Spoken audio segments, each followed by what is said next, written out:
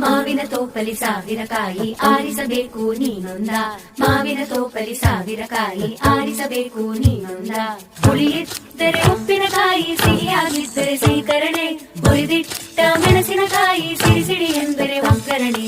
ಮಾವಿನ ತೋಪಲಿ ಸಾವಿರ ಕಾಯಿ ಆರಿಸಬೇಕು ನೀನೊಂದ, ಒಂದೇ ಹಣ್ಣಲ್ಲಿ ಬಗೆ ಬಗೆ ರೀತಿ ಇಟ್ಟನು ಯಾಕೆ ಭಗವಂತ. ಲಲ್ಲ